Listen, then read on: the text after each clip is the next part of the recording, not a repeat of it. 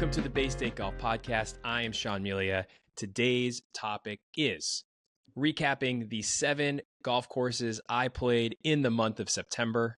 4 of them were new to me, and I was able to check them off on my quest, and 3 were return trips. Looking forward to talking about all of them. If you are listening to this on Spotify or Apple Podcasts, thank you. Please subscribe. If you would like to see some footage and photographs of each of these golf courses, they will be all available on YouTube. I've been posting these on YouTube as well, so you can go over there and actually get some visuals to go along with what I'm talking about with each course. You can also please subscribe to my newsletter. You can find that at baystategolf.beehiiv.com. Beehive is BEEHIIV.com. There's always a little bit of Bay State golf coverage in there, whether it's talking about mass golf events, college events, maybe dipping into some high school stuff as well. My reviews of golf courses are on there. If you're a supporter or a founder, and that's a paid subscription, you get to read my golf course reviews early, and you get some extra bonus thoughts with some photographs as well. So I can kind of go a little bit deeper than just the Instagram caption that I use to write my reviews on Instagram.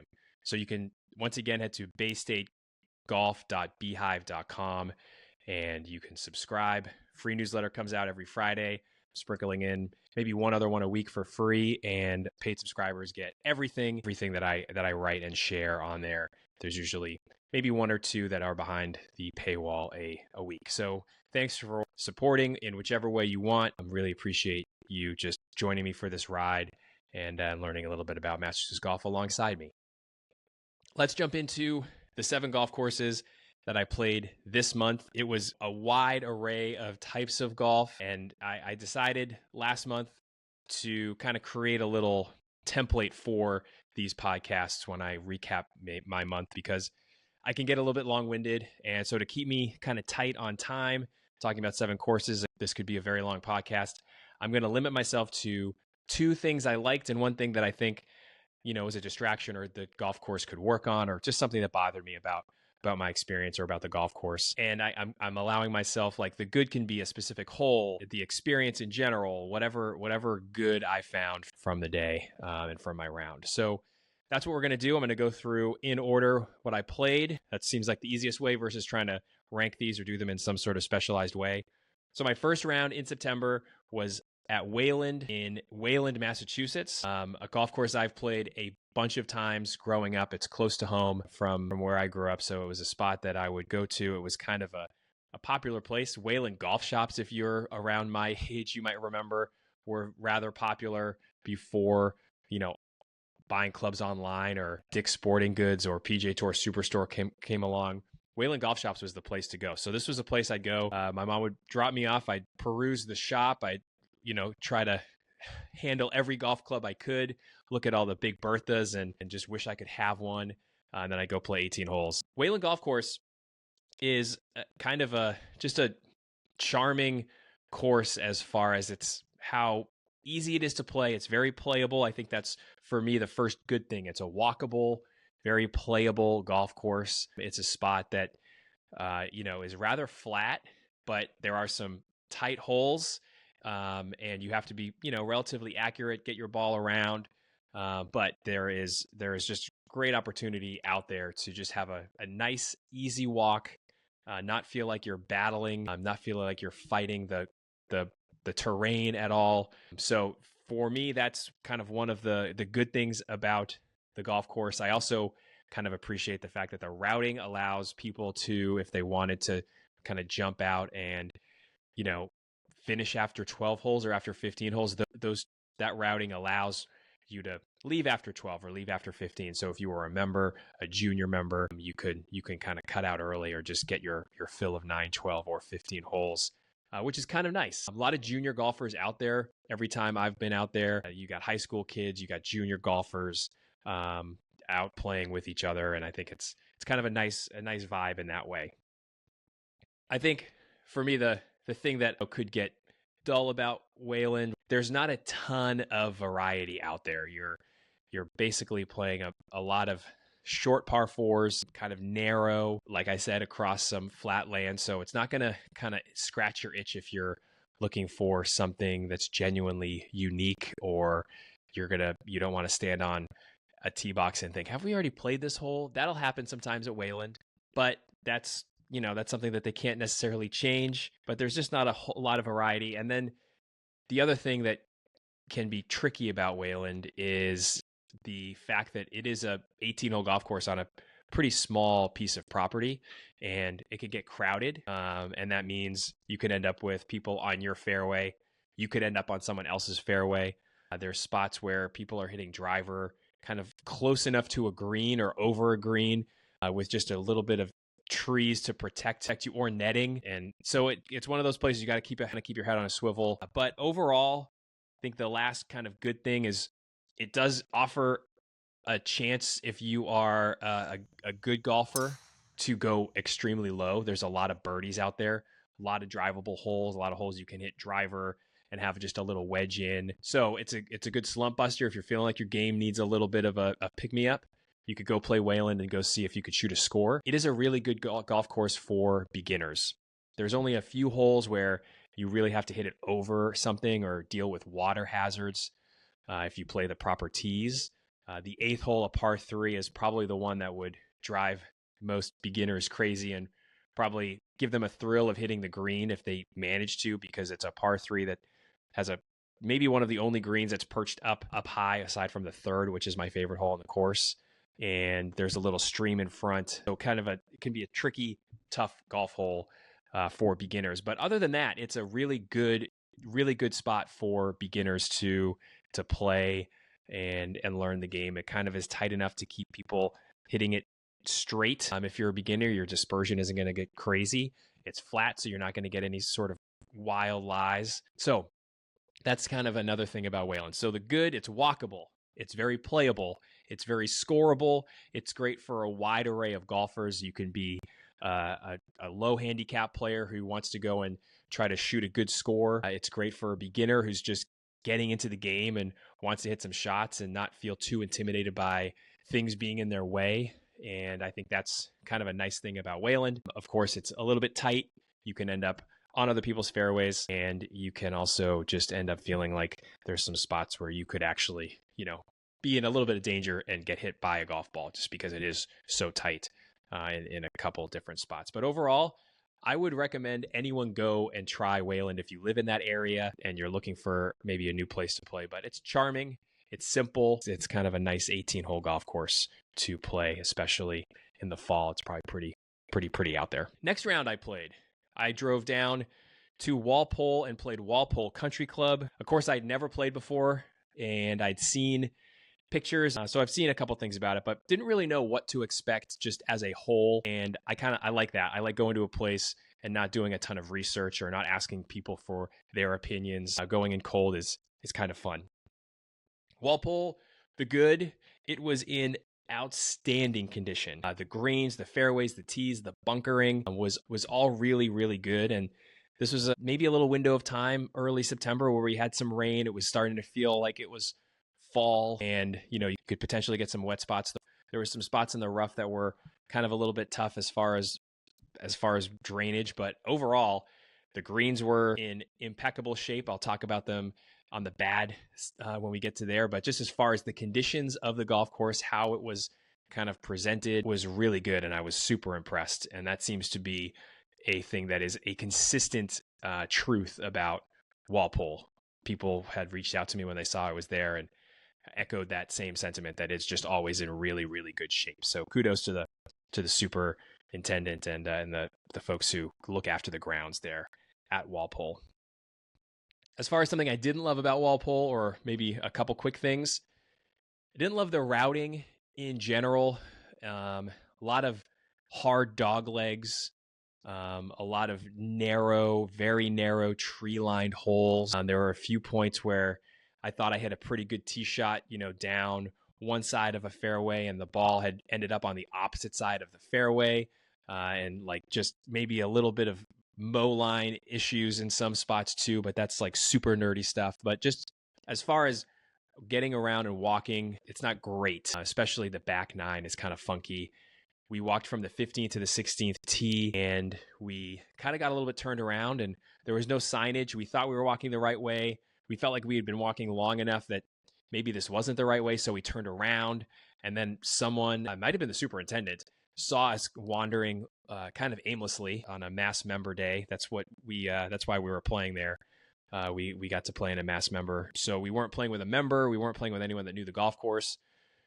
So when we turned around, then we were told, no, you just have to keep walking. And if you go a little farther, you will see the sign for the 16th tee. So obviously, private golf course, they don't need as much signage as you would out on a public golf course where they're making sure people aren't getting lost or going to the wrong tee box.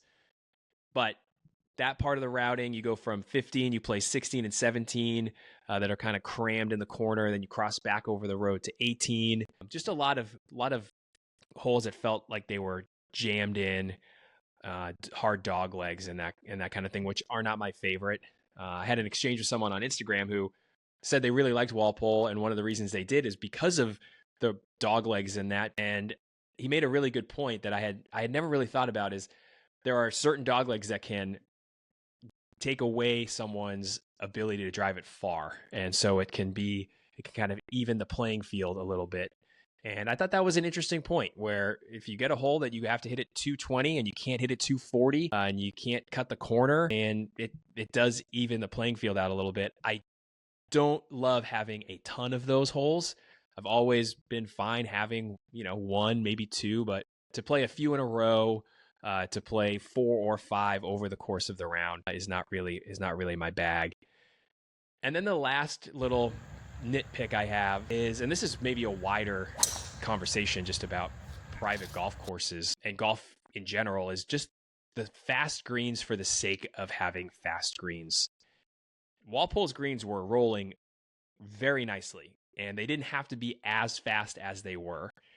They're not very severe as far as the slopes, not a lot of interior slopes, not a lot of tiers, so you're not, feeling like you're putting over or around or navigating big slopes, big tiers, but the greens were kind of sloped back to front for the most part, and they were very, very fast. And I don't know, I just don't love golf courses that just feel the need to have fast greens for the sake of having fast greens.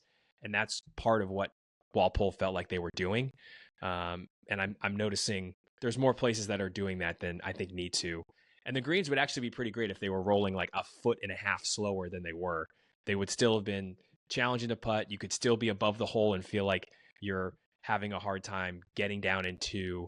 But it just, that for me felt like it was a little bit over the top as far as green speeds. I did like a few unique features at Walpole that were kind of sprinkled in there. And the one I'm going to really point out is the bunker complex on the second hole, which kind of grabbed our attention, to be honest. It is just 3 big bunkers on a mound that guards a dog leg. And this dog leg is one of those ones that you did have a little bit of a risk reward. You could try to take it over those traps and really leave yourself a pretty short approach, or you could just steer clear of them and have a mid-iron in. Like, there was a choice to be made on that hole. I tried to take it on, and it was maybe a chillier morning than I thought, and the ball wasn't flying as far. I hit my hybrid, and I hit it right in the trap, and I made bogey. And I just thought that was a very cool feature that stood out to me. The 14th hole, I believe it is, the 14th has kind of the opposite, where it's another dog leg left, but the bunkers on the right kind of frame the edge of the hole. I thought that was kind of a clever visual off that tee box and off that tee shot as well. So for me, though, I liked those features off some of the holes overall. So Walpole is in incredible shape. The greens might be just a touch too fast, and there's a few cool features as far as bunkering and some little unique pieces to the golf course, especially on that second hole, dogleg left. The next stop was Salem Country Club, another private golf course that I managed to get on. I've been pretty fortunate this summer to play a bunch of private golf courses and in a lot of different ways. This was a new way of getting onto a golf course for me during this quest. I was caddying for a friend in the Mass Senior Am, and he had a practice round, and he you know, he managed to get me out in that foursome with the head pro at Wollaston, Jeff Martin, who is a very good player, played in the U.S. Senior Open at Newport this year. And the guy I was caddying for, whose name is Neil, he's a member at Wollaston. So we kind of had this little Wollaston group, and I got to tag along as Neil's caddy for the day. So that's how I got on there. Walpole, a private course, I got on there because a friend of mine won the Mass Members Day, which is a kind of a lottery if you're a Mass golf member. And so, you know, a bunch of different ways to get on private golf courses. You don't just have to know somebody. I've played a bunch of private courses without a member with me. So Salem was outstanding. Probably one of my favorite courses I've played this year. One of my favorite that I've played on the Quest. Just had just a really awesome mix of a lot of things that I like about golf courses and that I like about Donald Ross. I think for me, the thing that stood out the most, walking off 18 and then walking off 18 twice more after caddying in the Mass Senior Am, is just how good every hole is. The floor of golf at Salem is very high. It's just a solid set of 18 holes. There aren't any, the ceiling isn't super high, so you don't get any holes that are like mind-blowingly awesome visually or even, you know, architecturally or challenge-wise. It's just like a steady hum of relentlessly good golf for 18 holes. And I just really liked that about the experience and about the course in general. Just really, really solid all around. The greens were great. The routing is very neat. It's unlike a Wayland, which is very flat. Salem has rolling hills. You're kind of playing up and down, but you never feel like you're really battling the land or playing a hole that just feels like it's out of place. Everything is in place and everything is really, really good. For me, the thing that maybe stood out to me, especially after seeing it 3 times, is the 9th hole. The 9th hole is probably the worst hole on the course, and this is mainly because the green is the most severe on the course. When we played it in the practice round, the pin was front right, and it was almost impossible to get anything close on the approach shot because everything would roll off this false front. Then the false front almost extends all the way into the middle of the green. I mean, it is really, really severe. And then they put the pin in the back right shelf for the 2 competitive rounds in the Mass Senior Am, and that was really no better. There were guys in our group who, from the front of the green, were trying to putt it up or chip it up. And if you were even like a foot or 2 short of the pin with 4 paces behind where you'd be long, if you were a foot short of the pin, your ball could roll back all the way to where you were putting from or even farther back. So the 9th green needs a little bit of softening. The greens weren't even running that fast for any of the 3 times I got to see Salem over the course of a week. And I just thought the 9th felt a little bit out of place. If you're talking about the floor of Salem Country Club, I think you're talking probably about the 9th hole as the weakest hole on the golf course, and mainly because of that green complex. I think the final thing for me about Salem that I really loved was just the mix of all the different things that I tend to like about New England golf that also sometimes can drive me a little bit crazy, right? We play a lot of golf surrounded by trees. We play a lot of golf that weaves through forests and woods, and sometimes those can feel cluttered. They can feel claustrophobic. You can stand on a tee box and just peek up a little bit and see trees overhanging spots where you think, man, this just shouldn't be as much in play as it is. And Salem, which plays through some woods and forests and dense areas, never felt claustrophobic. I believe they've cut down a lot of trees to kind of make that the case. It's a bigger piece of property than a lot of Donald Ross golf courses that you play around here. And I think it shows, and it has a little bit of that feel. Even after our 2 rounds finished at the Mass Senior Am, I went and walked around, and it takes a while to get to different parts of the golf course, whereas maybe a Winchester or a Concord or a Worcester, you can get to places pretty quickly, and you're kind of in a central area where you can see a lot of golf. Salem doesn't necessarily have that, and I think that's fine, and I think it's why the USGA can host U.S. Senior Opens there, which they did in 2017 and 2001. And it seems like they might be looking to have something else in the near future, or in the next decade or so. They told me that they tend to like to have 15-year windows if they're going to have a USGA event. That's kind of their sweet spot. So it has that big feel, but it also just has all those Ross things. The greens are excellent. The routing is really an easy walk. You're mainly going from green to tee, even though it's a 7,000-yard golf course. We didn't play it from the tips. We were, with senior golfers. So there would probably be some longer walks if you're going all the way back on some holes. But overall, Salem blew me away. I was so impressed. I just felt like it's a course I could play every day and not get bored and just really enjoy each hole and each shot. And I really liked Salem. So Salem gets probably, I know I'm not doing rankings right now, but it is absolutely one of my favorites that I've checked off this year for sure. And would need to rethink my top 5 ranking as far as the 135 golf courses that I've played on this quest so far. I think Salem might shuffle its way into that top 5. It's just an outstanding golf course. The Monday after caddying for Neil in the Mass Senior Am, and he played great. He made the cut. I had my golf bag in my car, and I stopped at Unicorn in Stoneham on the way home to officially check this golf course off. I've played and been to Unicorn maybe 4 or 5 times since my quest started, which was 2020.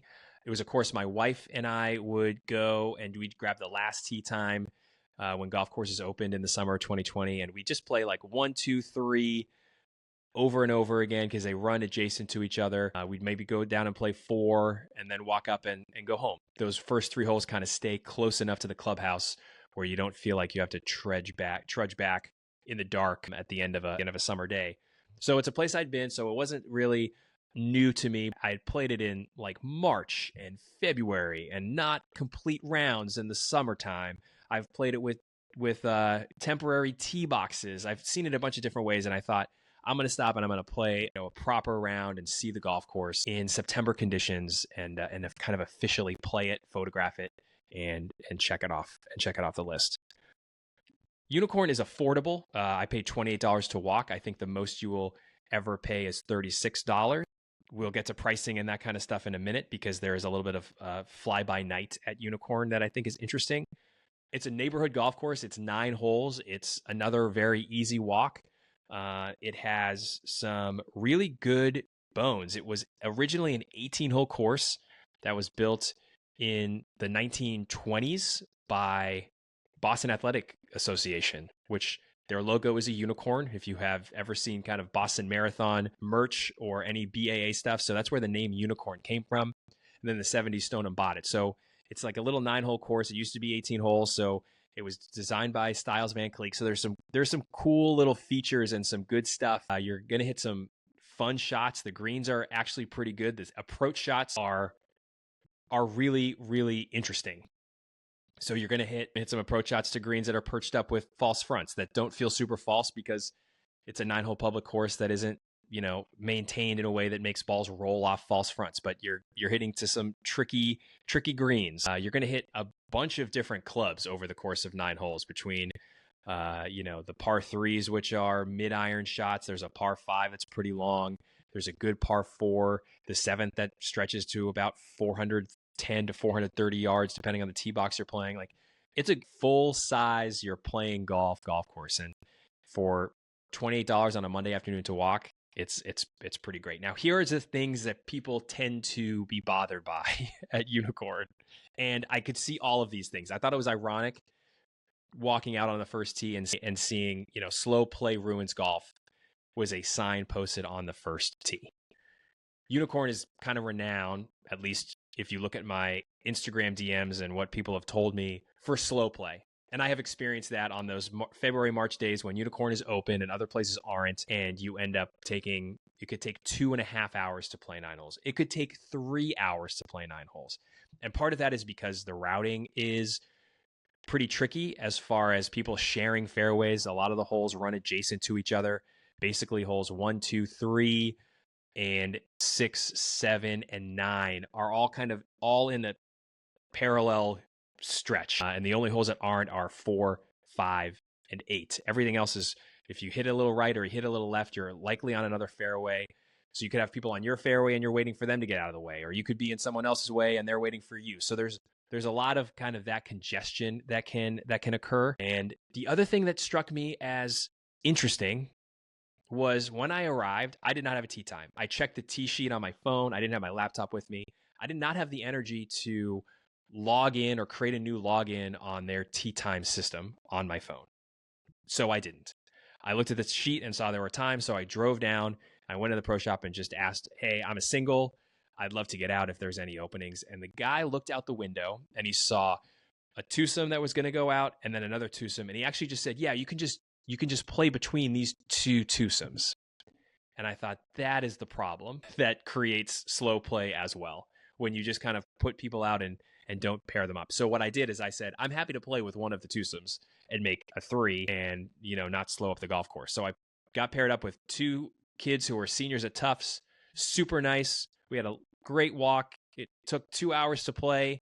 And I didn't feel like I was either cramming into the tee sheet and kind of slowing everything up. So that was an interesting choice that they made when I got there. And I think that's part of what I've also heard is they just kind of fly by the seat of their pants and at times and don't necessarily think about the repercussions of just having a single slide in between 2 twosomes. Even though it was a Monday afternoon, it was still pretty busy. And there were groups coming in after we teed off. It wasn't like it was very much at the end of the day. This was a 2:30 on a Monday. So between the routing, the pace of play, and they've done some good work. I think that's, for me, the kind of last thing. They've redone some tees. It's scruffy. It's scraggly. The bunkers aren't great. The greens were rolling kind of nicely, though, for a 9-hole course. A 9-hole public course. Like I said, the rate was $28. If you go online, there's 9-hole rates. There's no 18-hole rates.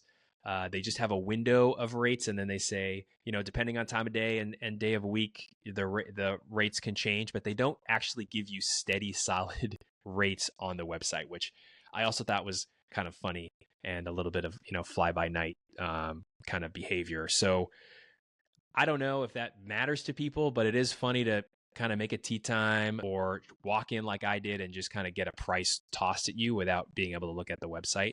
I'm sure when you sign up on the tee program, it has a price for you and you know what you're paying. But I just thought that was another kind of interesting thing.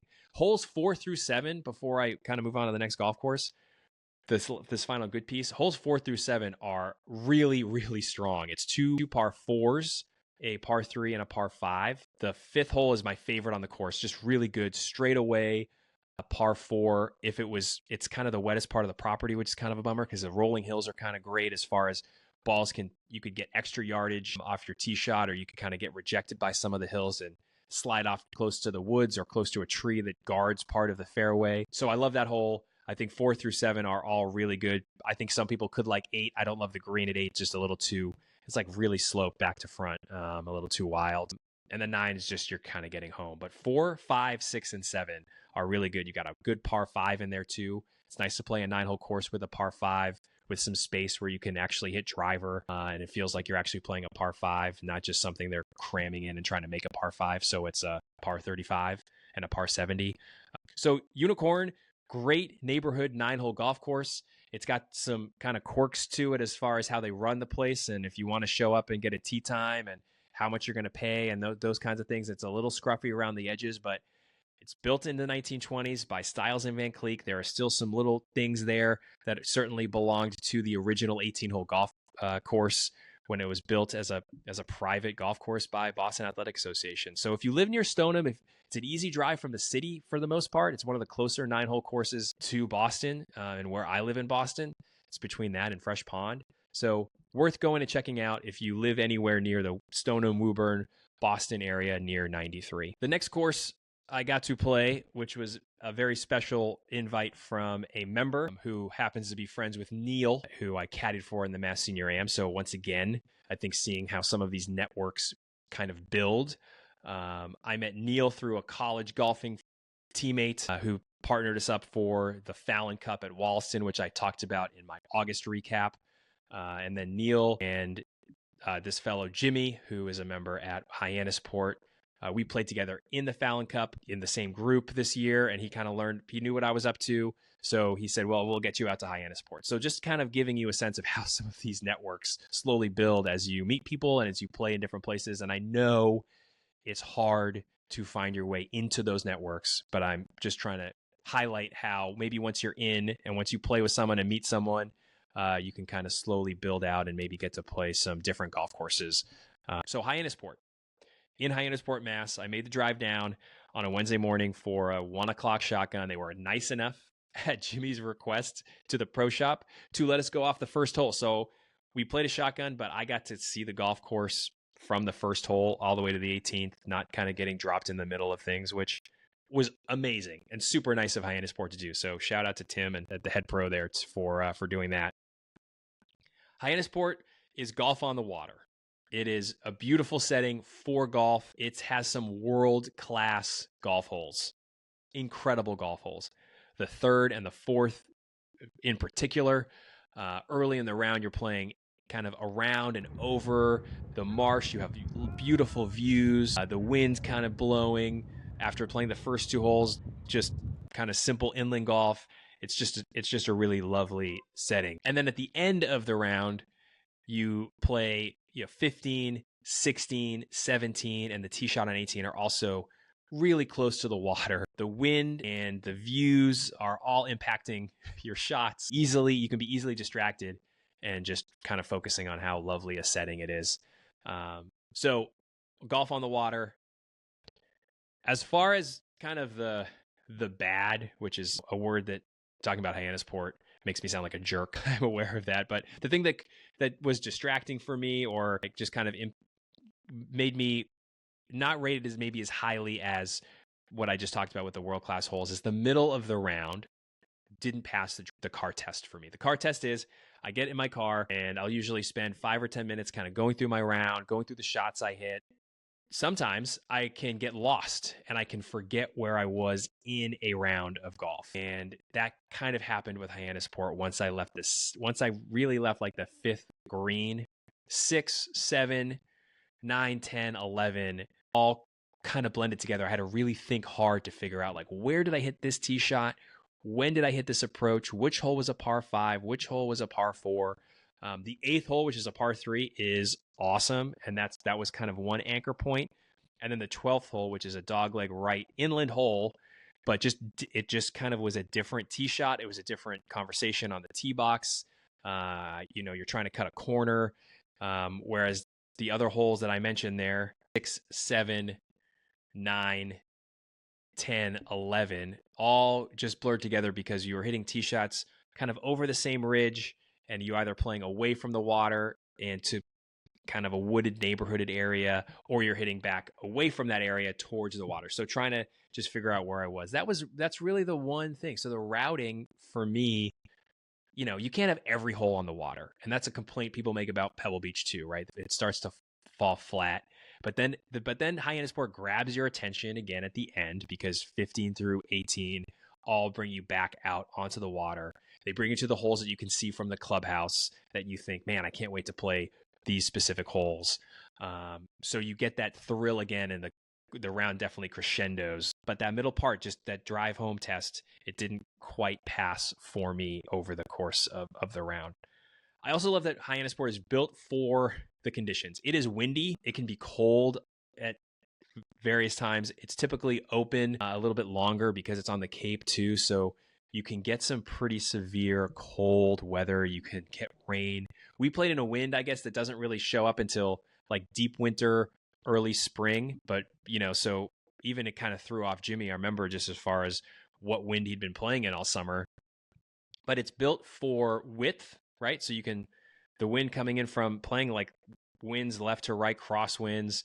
So there's plenty of width to play golf, especially out on those holes that are kind of exposed to the marsh and the water and the wind. And then the greens are all sitting in the ground. So you can roll balls up to every green all the way. So if you do end up in trouble or you're just trying to avoid the wind, everything rolls onto the greens. 10 is probably the only hole that walking up to it looked like it had that turtleback false front Donald Ross look. Everything else was flat, on grade, in the ground. And after playing and caddying at Salem, which is on the North Shore, in the woods, and a lot of those holes had false fronts and balls that would land 5 yards on the green or 5 paces on the green and then slowly trickle back. Not the case at Hyannisport. You're typically going to get balls that tumble onto the green. So I thought that was kind of a nice thing to get to play, because you don't get to see a lot of that in Massachusetts, especially on this side of the bridge versus the Cape Cod side of the bridge. Then the final 2 rounds I played in September were on the same day, Sunday, September 29th. I played George Wright, and then I played Franklin Park for the double dip with my friends Samson, Kevin, and Jed.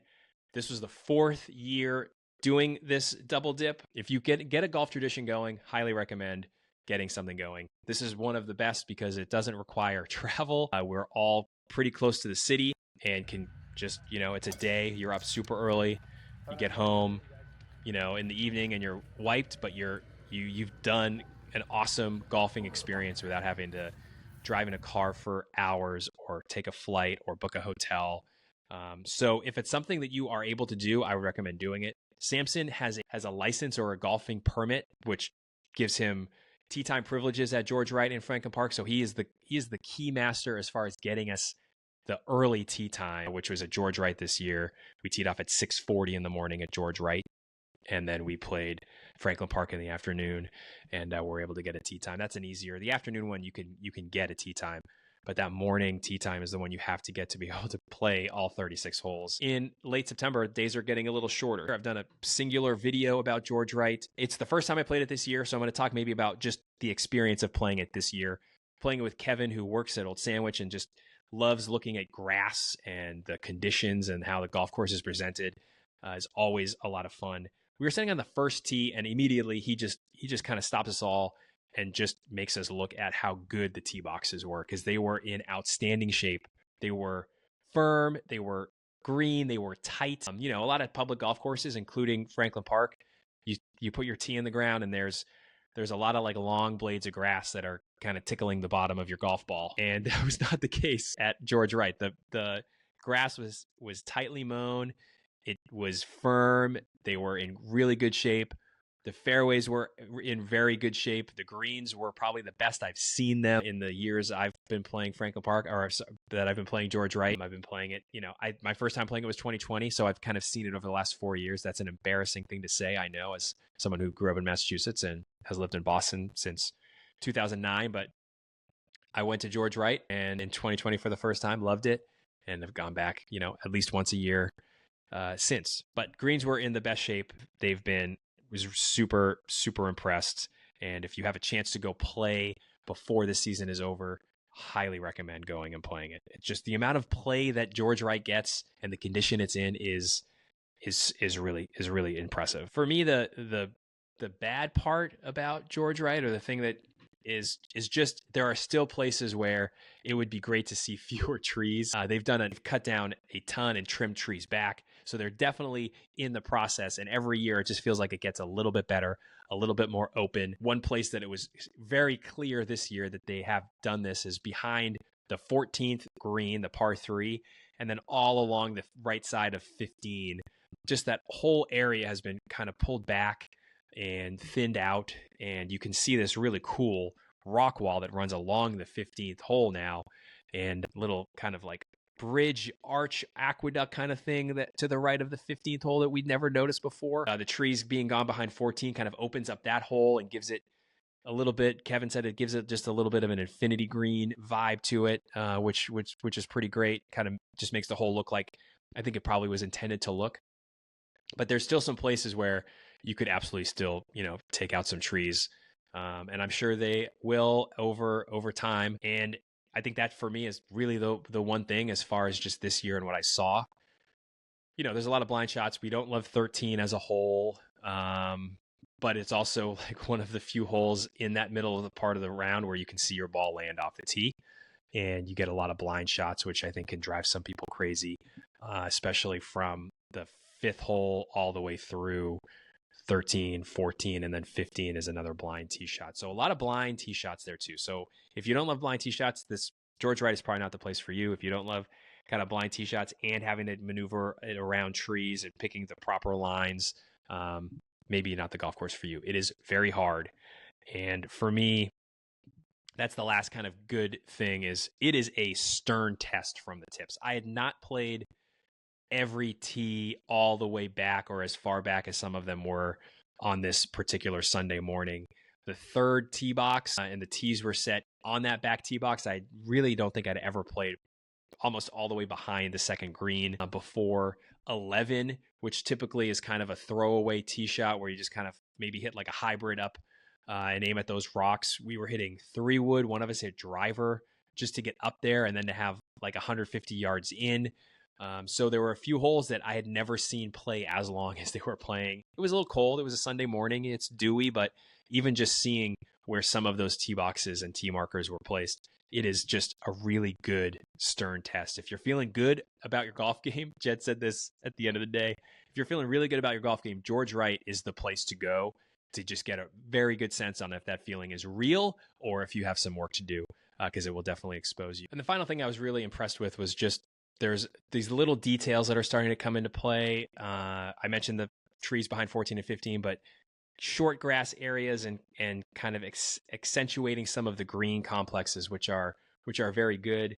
On the left of 5, they're slowly kind of building out more short grass there, so it's not just green and a little fringe and rough, but the ball can kind of like tumble away a little bit from the green. The tie-ins between the greens on the par 3s and the next hole are also really good, which doesn't happen on 4 because it's a little bit of a walk, but then from 8 to 9, from 14 to 15, from 16 to 17, just everything, the tee, the green, all feel like one solid complex, which I really like. I think looks good, and they've had those for a while, but they just continue to look a little sharper, a little better over the course of every year. And then we headed to Franklin Park in the afternoon to cap off the double dip, to have these two golf courses within 15 minutes of each other inside of the Boston city limits. Always is just, it never ceases to amaze me to play 36 holes for around $110 as a city resident on a Sunday, on a weekend, is staggering. And the golf courses are both very good, and they are both very different. I fall in if I had 10 rounds, I would play 6 at Franklin Park and 4 at George Wright. There are some folks in our group who fall on the 7-3 category, where they'd play Franklin Park 7 times and George Wright 3 times. I think George Wright, just compared to Franklin Park, is obviously harder. It's a sterner test. But Franklin Park, William J. Devine is just showing up there after playing George Wright. It's just, you can breathe. There's space to play golf. It's just not as congested. It's not as difficult. My scorecards would definitely tell you that too. And that's just, for me, the first part that I really like about Franklin Park. Just wide open spaces. You can see so much of the course from various vantage points. You can stand on that first tee and you can look almost all the way across, and you can see 14 green, you can see 15 green, the par 3 kind of perched up high. You can almost see the whole golf course aside from a few holes, just standing on that first tee box. And I really like that kind of energy and those vantage points. Whereas you stand on George Wright's first tee and you can see, down 2, you can see the 18th green, you can see the 9th green and the 10th tee, and everything is just very kind of tight and imposing. And Franklin Park feels less imposing on the golf. It feels less imposing on my body, as far as just that tension that George Wright definitely completes. So that's kind of the thing that I really like about Franklin Park. While I do love the kind of true nature of Franklin Park as a public golf course, the parking lot is kind of wild. You have, on a Sunday afternoon, a lot of people gather there who have nothing to do with playing golf. People hang out, park their cars, double park their cars, they're grilling, they're playing dominoes. So I actually really love that part of it. I know some people don't love that part of it, and that is for you to not love. That's completely fine. People park and they run on the trails there. There's just kind of all these little bits of public golf that also, if we're going to compare that George Wright doesn't really have. I like seeing people on the walking paths, people walking by on the third tee box and kind of commenting on our shots this time, which had never really happened. People are always walking by, but we actually, had people saying stuff to us, not bad stuff, just like, oh, nice shot, which is very different. So I like all of those things. However, then the trade-off of that is you are at a public golf course that's just a little bit less maintained than George Wright. It feels like it's maybe 18 months lagging behind. So in 18 months time, the grass might be a little bit tighter. The greens might be a little bit faster. I think George Wright gets a little bit more, maybe a little bit more funding. I have no idea, but that's just the feeling that I get standing on both. You got geese kind of running everywhere, all over the place at Franklin Park. So there are, and the bunkers, I was in the second bunker off the tee. I hit driver, hit into that bunker up kind of 50 yards short of the green, and someone had been like playing in the sand. Someone had been playing, like almost building a sandcastle in that sand. My ball was not in it. A lot of footprints, people not raking bunkers, like those things, it just kind of can drive you a little bit crazy at Franklin Park. I think some of that still exists at George Wright, but it just feels like Franklin Park has a little bit longer way to go to make that piece feel a little bit tidier and a little bit tighter. So, geese, bunkers, just that kind of scruffy, rough around the edges. I flew my drone and you could just see those, you get brown patches and things that people tend to complain about. Those don't necessarily bother me. We're playing public golf in Boston, in the city. But just geese, bunkers, people not caring for the bunkers, maybe people who publicly aren't really caring for the golf course and maybe using bunkers to play in at some point at night on their way home or with their kids or whatever. So just that little edge of like a little less TLC for Franklin Park. With all that being said, there definitely are constant improvements going on at Franklin Park. Mark Munjum, who I've had on this podcast, who I've interviewed, has talked about just the work that he's been doing over really the last 2 decades, just chipping away at little projects and things that make the golf courses better. And the compounding interest on that is that both golf courses are so much better than they were even 3 years ago. And I'm sure they're better than they were 10 years ago. And I'm sure they're better than they were 20 years ago. And those little things and those little improvements always show. The fourth tee, there's a tie-in now between the third and the fourth, like really clean, tidy look from that third green walking up to the fourth. The fourth tee box has been remade, redone, resodded, and they had that closed when I tried to qualify for the Mass Am earlier this year. And so now they had it closed. They had it open for the Mass Am. They kind of gave us that opportunity to play it from up there. But then for every other day in June, it was closed because I played a few days later. We were hitting wedges from in front of the tee box. So that's one place. The seventh hole, which was another place in June that was being completely redone. Between 7 and 16, all of those bunkers were dug out and all the grass was pulled out. So those two things have come, even since June, look just so much better, add to the experience at the golf course. And it just feels like every year we're going through these little things that George Wright and Franklin Park are getting a little bit better every single year. And knowing and hearing from people that go pay $100 to $150 to play some golf courses in the state that aren't in great shape right now. And there are some that are. You got your Pine Hills and your Granite Links that, if you want to compare conditions, like incomparable, they are in great shape. Those places, but they're also charging that much money. There's places that are charging that much money and they've kind of slowly deteriorated. So for Franklin Park and George Wright to charge just $55 and still continuously get a little bit better every single year is really good. I love George Wright. I love Franklin Park. I've said this before. If I could play golf for a day, I'd go to George Wright. If you're asking me where I'd want to play all summer, I would pick Franklin Park. Just that little bit of breath, that little bit of space. Are the greens as good, as interesting at Franklin Park as George Wright? No. Absolutely not. Are the conditions as good? No. But the playability, the fun, the ability to kind of see a lot of the golf course, you could spray it a little bit, just to me feels like a better golf course for an entire summer. They're both lovely. They're both wonderful. I love both of them. So that's my Franklin Park, George Wright little double dip. I'm going to have a bigger video just on the double dip in general and what the day looked like for us. I took a bunch of video, took a bunch of pictures, and just kind of recorded the day. And I'm looking forward to sharing that as well. So that is my 7 rounds. Just to quickly recap, we got Wayland, we have Walpole, we have Salem, we have Unicorn, Hyannisport, George Wright, and Franklin Park. And the 4 that were new and checked off for me were Hyannisport, Unicorn, Salem, and Walpole. Thanks for listening. Thanks for subscribing, whether you're on YouTube or Spotify or Apple Podcasts. If you're on YouTube, throw a comment in. Any thoughts you have about any of these golf courses, would love to hear them. And we will be back at the end of October to also do a recap, and hopefully be back before then to talk about Massachusetts golf and what's going on in the state and what's going on my quest. Thanks as always, and we'll see you later.